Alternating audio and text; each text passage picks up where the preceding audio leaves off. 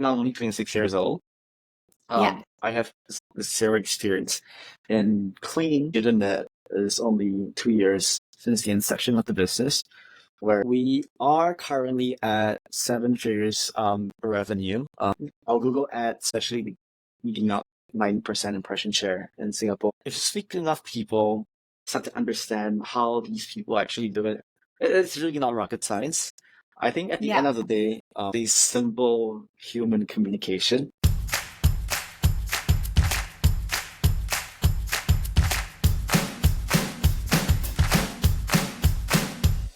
Hi, everyone. Welcome back to the Service Business Show. Today, we have Jady from Be Mitey Clean. Welcome, Jady. Why don't you give everyone an intro? Thank you very much for having me. Hi, everyone. My name is Jady. I am the CEO and founder of Be Mitey Clean. Essentially, we are a local cleaning service provider that specializes in upholstery cleaning over the past 2 years. So, in that time and space, we have actually diversified our service a little bit more into other forms of cleaning services like house cleaning, general cleaning services, and also expanded in terms of the demographics that we were serving previously, which was mainly in the consumer side, but it was also expanded more towards the commercial side of things as well. Yeah.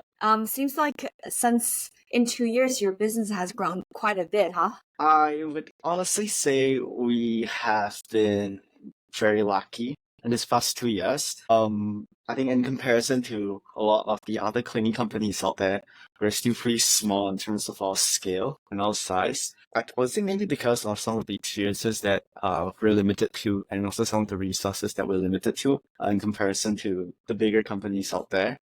But it was a lot of learning, a lot of failing, a lot of trial and error that we have been going through in the past 2 years that have led us to, where we are today.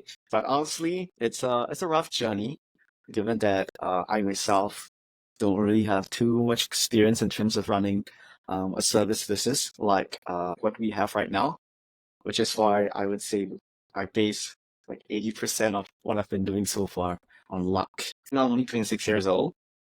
Yeah. I have zero experience in cleaning, given that it's only 2 years since the inception of the business, where we are currently at seven figures revenue. Our Google Ads actually eating up 90% impression share in Singapore. If you speak to enough people, start to understand how these people actually do it, it's really not rocket science.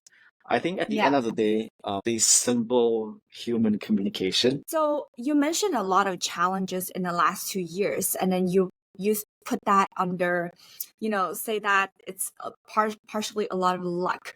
But both you and I know in this industry, it's an honest industry, right? In cleaning, if just luck, that's not enough. Yeah. You need to have the right team, right customer, right time slot, and serving the right, like everything together, right? As you're running your show together. So did you start the business 2 years ago, or you started it way before? Gotcha. Oh, for this cleaning business that I've been operating for the past 2 years, it's actually my first service-based business. Prior to this, I was actually running a service aggregation business where we actually help put together service providers for fun activities like I don't know, say a cocktail mix event service.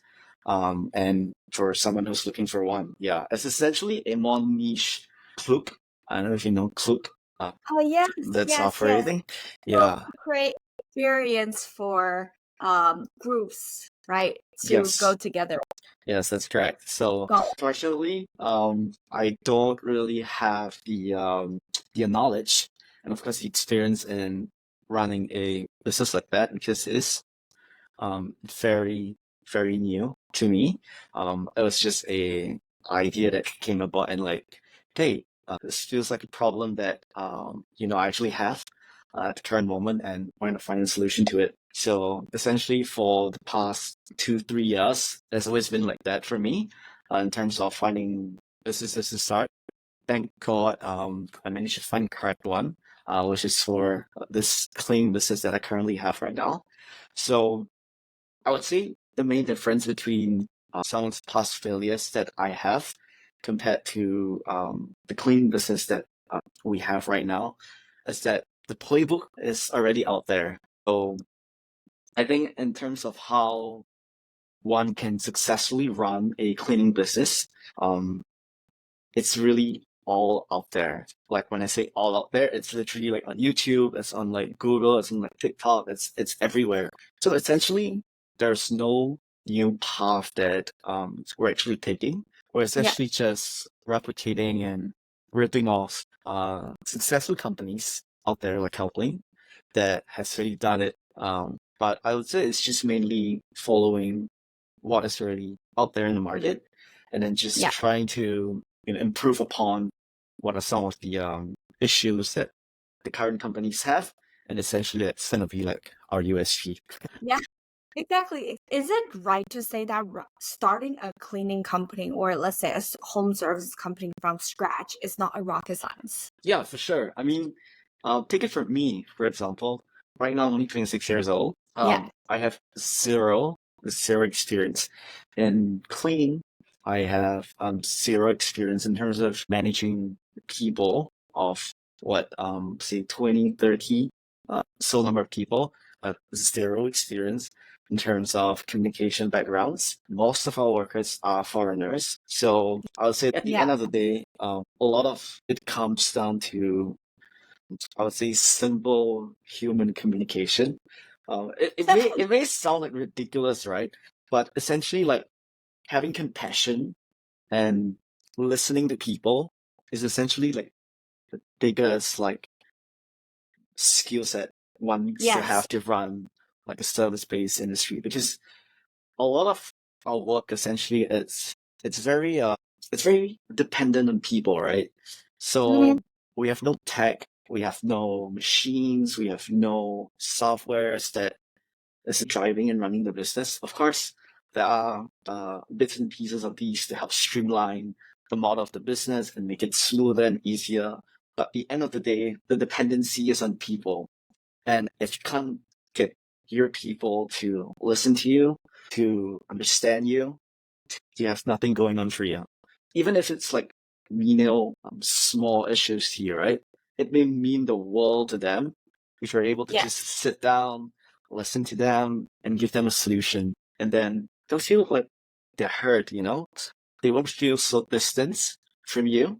So I think the main key factor that one can really have and one can really need to help drive a successful cleaning company in Singapore.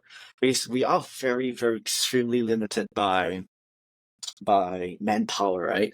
Because of the limitations of hiring, because of the nature of the talent pool that we actually have in Singapore. We really do have to make good with it and really just get the most out of it. Yeah. So I'm wondering, you as a 26 years old, so when you start the business, it was 24, and you never had experience in managing this many people, this many foreigners especially, and then doing cleaning, right? So let's talk about mistakes first. What are the mistakes you've learned along a 2 years journey? This is gonna be a fun one. So I would say a lot of the quote unquote leadership skills that I actually have all stems from like my NS experience. So in Singapore, everyone has to serve, right? Like we're all conscripted National. to serve Yeah. national service for 2 years. So I was Right. actually an officer.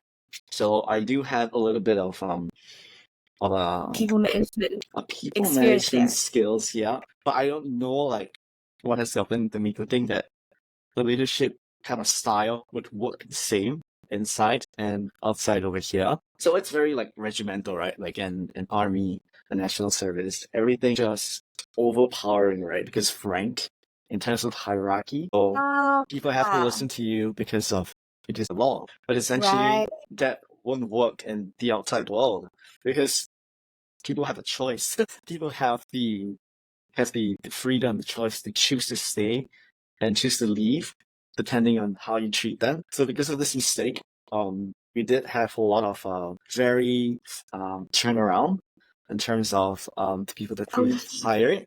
Yep. So that was I would say one of the biggest mistakes that I had in trying to impart the kind of like leadership skills that I had in army once. I think it depends on which team you are on. I think they have different style, and also who depend on who's your superior. Your superior might have a different way of managing the whole team. But the military style management was something I practiced at Helpling. I tried everything. I realized only that worked.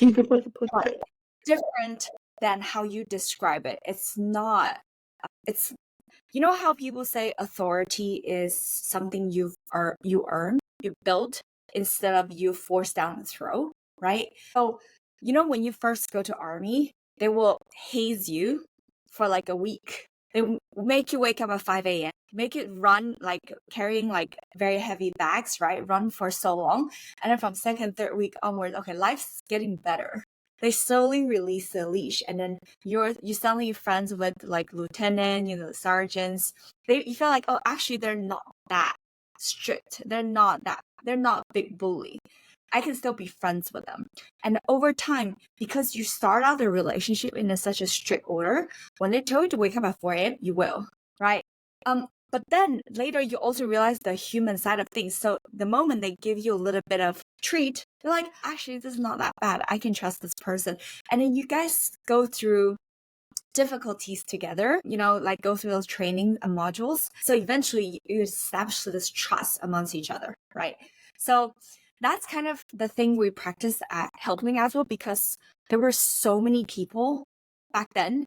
It's impossible to really win everyone's hearts. Someone's gotta hate you. We have already settled with that fact. So if that's the case, then let's just go full military style. Yeah, I would say the main differences between that kind of leadership versus the ones that I think that is working for us right now.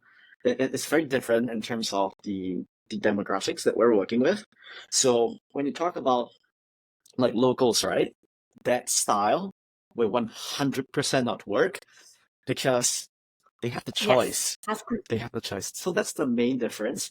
So if we're talking about leading our work permit holders on the other hand, then yes, I agree 100%. So I actually have a lot of these conversations with my managers. I tell them two things, right?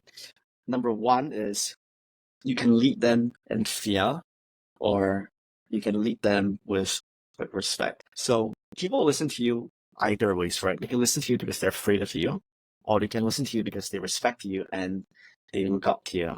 So either ways, you can get things done.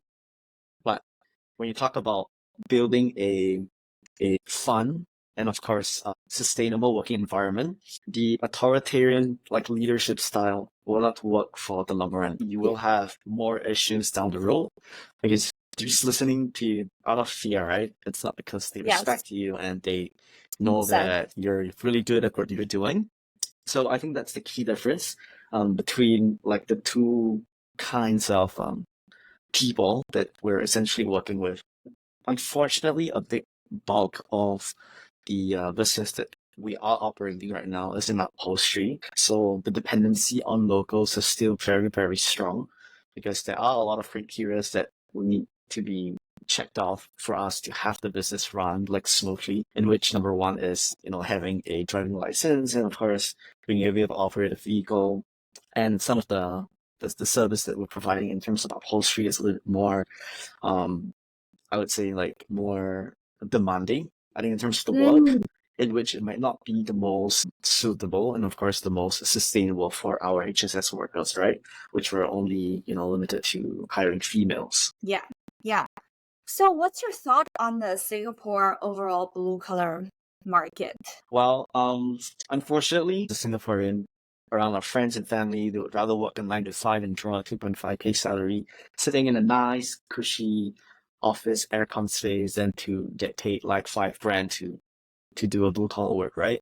So I think the hiring scene is as good as dead, honestly. We do have a lot of very tough competition ahead of us as well. I think in terms of like the space, when we talk about like Food Panda, Grab, Tada, I mean, they are also considered blue collar work, right? It is also a service based kind of work, but the thing is, it's not as demanding as a upholstery cleaner. But of Yeah, course, if you talk about like the salary that they'll be paid, honestly, we can't really go and stretch ourselves too far in terms of like doubling their pay yeah, and in terms of what they can be getting out of Grab at the end of the day. So yeah, we are put in a very, very tough spot and a very tough position in terms of trying to scale the business, even yeah, though we can, you know, easily come up with more marketing campaigns, putting more budget for our Google ad spend, but without the people aspect, we're essentially like screwed. Like we can't yeah, scale in that aspect. And I think also being in the service line business in Singapore, we're also the most unfortunate in terms of like our hiring state. So when you talk about like construction, right? They're given like a 1:6 or 1:7 hiring quota, whereas like a service-based industry is given like a complete opposite, right? It's like what 11:1 or something like that. It's absolutely ridiculous, right?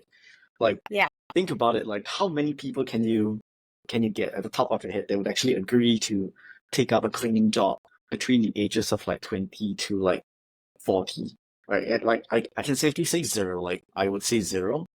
Right? I tried so hard. Like in the past 2 years, we've went through like insane like experiments just to prove a point and to write into like the government, right? To let them know that there is really a constraint in terms of how a cleaning business can actually grow and scale. I mean, thank God there's the HSS scheme right now in place, right? But honestly, I still think there's a lot that needs to be done to it to really help improve the state of things because we all know cleaning is not going away, right? Cleaning will yeah, always be here to stay. And I think in order to make things more sustainable and attract more people to come into the space of blue collar work, I think there's really a lot of things that needs to be done, right? So like in terms of the experiment, right, we've tried ridiculous things like number one, like putting up the minimum salary up to like 4.5K yeah, as the basic salary for an upholstery cleaner, right? None of them could last more than 2 weeks if we were to set the same level of standards with our current like work permit holders, with the level of quality and the level of discipline and of course the level of work that we want them to put into, like of yeah, the highest expectations. But yeah, it doesn't work. Like we've tried to push the salary up to a ceiling that wouldn't make sense to us anymore, and then we're like, okay, that doesn't make sense anymore, right? We have also tried other ways and other forms of incentivizing them through like commission base, through other means of incentivization them as. But yeah, at the end, I think it's the work to reward ratio kind of thing, because the barrier of entry towards, let's say we take Grab as an example, right? It's literally a car, right? And versus like us, like upholstery cleaning, number one, the experience. I think in terms of mm, knowing how to handle certain upholsteries, knowing the type of fabric that would be suitable for certain types of solution, so on and so forth. I mean, the list goes on, right? There are so many things that one needs to know and have the experience in before they can actually start um, to do the work on their own, right? So the learning curve is really steep. And at the end of the day, with this learning curve and the kind of salary that they'll be getting at the end of the day is ridiculous, right? Because they could just go into Grab and you just go into like any ride food delivery. hailing to deliver Yeah, food to drive people around and get the same level of pay without someone like going down their face every day and nagging on them and having to bear the risk and the responsibility of damaging things. I mean, the list goes on from there. yeah, that's a tough problem to solve, right? Like, have you worked with, let's say, the government recruitment agency, let's say E2I, those arms? Yeah, so Have they been we helpful? we do have people that we currently have right now from the government platforms. At the end of the day, that's still about the turnover, right? If you're comparing versus let's say a corporate job, for example, there's really not Yeah. much of a ladder for them to climb as a upholstery cleaner. It's a lot of convincing, like I said, a lot of people skills, a lot of selling. Honestly, it's less work in cleaning than and actually trying to sell myself and the business and company to people all the time. It's so funny, right? Because when we do share about these kind of like issues and problems to like our family members, like my mom and dad, Yeah. I think we're brought up in very like different timing, like very very different times. In the past, it's like a I can't remember what's the exact term for it, but it's this in the side of things whereby the boss has the upper hand, right? And the boss gets to have the choice and the opportunity to choose who to work with. Versus right now, where it's like the complete opposite. Like the boss is actually the one that's in the chokehold of the workers. So when I was trying to explain these aspects to like my family members, right, they're like, "What's so tough about that? If they're not good, right, just fire them and get someone else."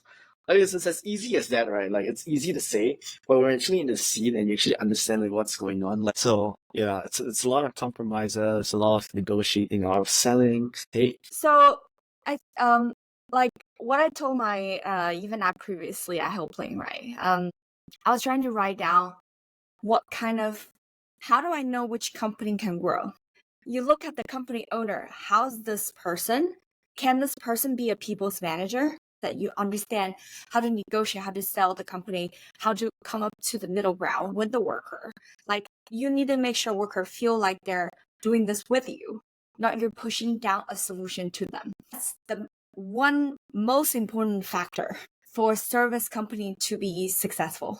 If this is not, you're not going to be able to recruit people. You're not going to be able to retain people. Regardless how many customers come to you, you can't serve them, right? exactly. Yeah. Then you don't have a business. And then my co-founder was asking, oh, why didn't you work with them? I'm like, there's too much risk. Because you see how they deal with how they handle the worker, right? I feel like the worker is going to run away tomorrow. If they run away, they don't have a business. So you need to select the partners really carefully. People play the long game. With people, we all love to build relationship in the long term. If you try to squeeze people this month, next month, I'm going to deduct your salary here and there, you're not going to build a long-term healthy relationship with the worker, right? Yeah. Yeah. Yeah.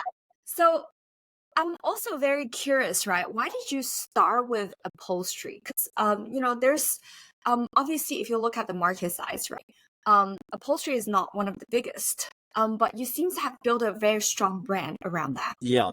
So before we actually started to establish what kind of cleaning services we wanted to tackle head on first, there was a little bit of research that of course I did to make this call. So essentially for upholstery cleaning, I 100% agree that the market size is really really small, and I think in terms of the demographics that we could serve, it's even smaller in that aspect, right? Because number one, it's a very on-demand kind of service, and it's also not a service that is the most recognizable amongst like everyone actually in Singapore. I mean, if you were to just pull any random person on the street and ask them when was the last time they cleaned a mattress, they will probably answer you like, you have to clean your mattress," Yeah. things like that. So this is the challenge. But essentially, I think as a small business, a small service-based business in Singapore, which is number one, I think the profit margin is of course a lot higher, right? But it also comes down to the demand for these services. And my skill set actually lies in marketing. Paid ads is something that I am actually very, very confident in to really get us started in this field of work, which is why I doubled down on upholstery, because at the end of the day, it's an on-demand service. If you're able to run the campaigns correctly, target the correct keywords, target the correct people, and essentially you really got yourself like the customer, right? And then from there, I think in terms of resources wise, it doesn't take a lot to get an upholstery cleaning team up. You probably just need one person, a couple of machines and a vehicle, and you're more or less good to go. And then from Yeah. there, yeah, essentially, that does reap a good amount of profit margins at the end of the day as compared to general cleaning. But of course it does come with its difficulty, right? Like in terms of finding the people to actually take up a job like this. But I think to me that's at least an easier aspect of a problem to solve rather than the general cleaning side of things. It is essentially if you were to scale in the general cleaning side, it's going to be a lot of work in terms of hiring, in terms of upper management, in terms of money, in terms of risk as well. Because the more people you take on, the more fear and uncertainty that essentially you will have, right, in terms of people sitting around all day. So I don't really have the privilege and, of course, the resources to sacrifice that aspect of work, which is why I would rather, work on this side of things. And also, I think, yes, I mean, I do agree that there is a limitation as to how far we can actually take and scale upholstery cleaning to. But Yeah. if we do, of course, manage to succeed in terms of, I would say, formulating out a process to make this aspect of the business work, I would say it's honestly a decent amount of money as a 26-year-old to I mean, to have. like people ask me what's the general misconception in the cleaning industry. I told them that they think there's no money to be made. They think all cleaning companies are poor. That's actually not true, right? Yeah, Like a lot of cleaning companies, if you are running it well, you're sitting on pile of cash. Like yeah. you know it, I know it, right? So, but one key trend that I've observed is that a lot of cleaning companies, especially the up and coming ones, the owners are very hands on or even an expert at SEO and SEM. So, I realized that's one of the key for company to grow faster. And then the rest of operations, they will try to leverage different resources, study online, hiring technology, hiring the right people to help them to manage. And then slowly they would just build it up, right? So I do think you have one of the most important skill set that to be successful in this industry. So I really look forward to see what's where you're gonna be in the next 2 years. I actually want to know, was there any days that you feel like, okay, maybe it's time to quit? Um, I don't think this is the right thing to do for me. Maybe I'll get a job. At the end of the day, as a small company like ours, right, there's a lot of reliance in terms of your people on you to get things done and to run things smoothly on a day-to-day. And of course, I think in terms of what I need to do, right, to actually smoothly run the business, it's almost impossible to count the number of things that I need to solve on the day-to-day. And it all comes down to the key decisions that we have to make to prioritize our time to solve the biggest issues of the day first before you can get on to solving most of the more least important issues. But the Yeah, thing is, with the limited resources that we have, a lot of all these things does fall onto you, and you'll be the sole key decision maker in terms yeah, of everything that's ongoing right now. And in the midst of it all, you're still trying to grow the business. You're still trying to scale the business.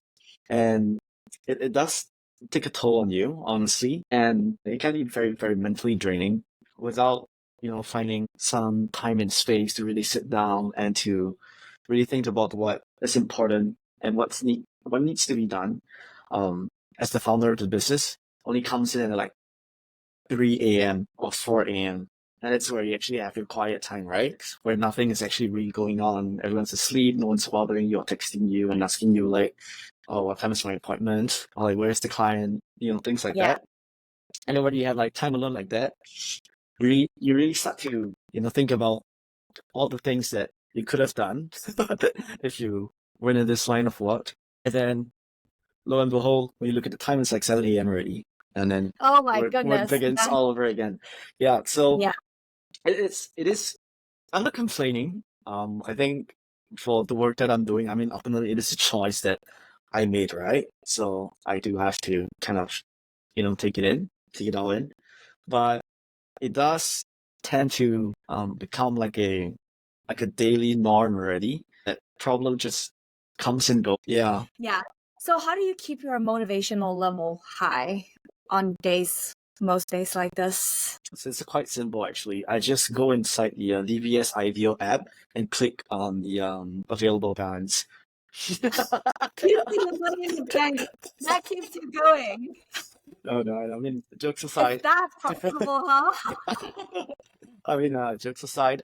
Well, I think I am honestly quite proud. I think in terms of where the business is at right now, given that it's only 2 years since the inception of the business, where, I had zero experience in terms of running and growing a business of sort, and to getting it to where it is right now is of course not as impressive as, the Benchlands and the big ones out there like Helpling and Urban Company. But I think the key difference over here that I find myself all the time is that I'm not sure I'm like BCG. Like, Urban Company, right? $1 billion valuation. I don't have two other partners that are also from BCG. Yeah. I do try to more often than not try to give myself a little bit more credit to see like where we've actually taken the company to where it is right now. And at the end of the day, we're still growing. It's not at a it's not at a scale and at a speed like the others, but at least we're moving, right? At least we're not stuck and flatlining like a lot of the other cleaning companies out there. It is an extremely difficult business to scale, Yeah. especially in Singapore. But I just tell myself this like every single time, like every month, if we're just to hire someone new, right? I'll take it as a win. Like we're growing, regardless, we're Yeah. growing. You need to Yeah, have those like small wins, right? Even if you yeah, hire one person a month, in a year you're hiring 12 people. 2 years you're 24. 3 years, there's so many more. yeah. So 2 years, still growing, still very profitable. By now you're probably doing 7 figures now, right? We are currently at 7 figures revenue, thankfully. Yeah. But but honestly, there's still of course a lot of space and a lot of room for us to grow. I would say a big part of that revenue actually comes in from upholstery cleaning, which is why I am still very positive. I think in terms of growing on that aspect of the business. I think in terms of the kind of space that we still have, our Google Ads still give us a very good insight as to how much more we can actually kind of grow before we can exhaust out the entire market in Singapore. I'm quite proud to say that in most of the campaigns that we're actually running, in terms of carpet, mattress, and sofa, we're checking out, I think, more than 60% impression share currently as we speak. So I am quite proud of that. And if we were to like 2x, Proud of you too. well, thank you so much. Yeah, and if we were to 2x and scale the business, right now we're actually eating up like more than like 9% impression share in Singapore for upholstery cleaning already. And then that's probably where we'll, start to find alternatives to scale the business. But even before we get there, I am currently also working on a couple of other cleaning services, and I'm partnering up with car companies to expand and further kind of look into the space of car cleaning services as well. Because HSS Hello. because HSS does grant us the privilege to do car cleaning, right? Yeah. So there is a very big space in that field of work that number one ticks all of my check boxes. It's a highly profitable business where the turnaround is extremely high. That's number one. Number two, in terms of the execution of work for the operation and the logistical aspect of it, it's very, very simple. At the end of the day, something that we're looking to do is not that widespread, or not that widespread. It actually hasn't even been done in Singapore just yet. That we're looking to tackle and hopefully find a way around this space of work that we're doing. Yeah. It's interesting that we're actually trying to dig a little bit deeper into this space, but there are also a lot of regulations that are not permitting this entire setup to go through, because a lot of our dependency is on the centralization of location. And of course, HDB car parks is one of the secret ingredients that we need to utilize to make this thing work. Essentially, it's a subscription-based kind of car cleaning model that has not been done in Singapore just yet because of how it's not being granted approval by the government to use spaces like these commercialized cleaning services just yet. I always tell myself this, like, the harder it is to like get it through, right, the better it is, because you have like no competition around the area. Because as long as you solve this aspect of work, right, like you'll be the leader in like this field of work already. Yeah, and it's a super repeatable business, right? And if you charge a recurring base, then you have a very solid base to grow. Then you will have a slightly different problem to do. I can tell you offline. So I'm super excited for you. So like honestly, I think there's a lot of young people there. They're still, making 3K a month, sitting in the desk, wondering what they're doing with their life. I hope this conversation give them some sort of encouragement, right? Look at Jady, who just like look at YouTube, look at all online tutorials, now build a 7-figure business and is super profitable. Kudos on you for taking this step. Is there any last minute words that you want the audience to take away from? Right. So I think at the end of the day, like what you mentioned earlier, when it comes down to some of the misconceptions that people have on like blue collar workers in Singapore, right? It's really not all that like grim as per what you would kind of perceive blue collar work as. Honestly, it can be a little bit more fun than white collar work, to be honest, because there are a lot more things that you would never expect in blue collar work, right? Like when it comes to like people management skills, when it comes to like even having opportunities to work in different industries and cross work with people in different lines of work, things like these are things that you would never expect coming into blue collar work, and it can be very, very interesting. And honestly, I can tell you this for a matter of fact, it's never a dull day for me. In the past 2 years, essentially, it's just trying to find things to kind of motivate yourself and keep yourself going on a day to day, and just continue building what you're doing. And yeah, amazing. Thank you so much, Jady.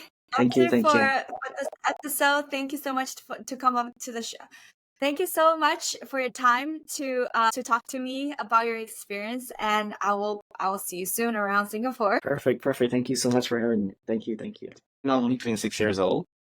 I have zero experience in cleaning, given that it's only 2 years since the inception of the business, where we are currently at 7 figures revenue. Our Google Ads actually beating out 9% impression share in Singapore. If you speak to enough people, start to understand how these people actually do it, it's really not rocket science. I think at the end of the day, the simple human communication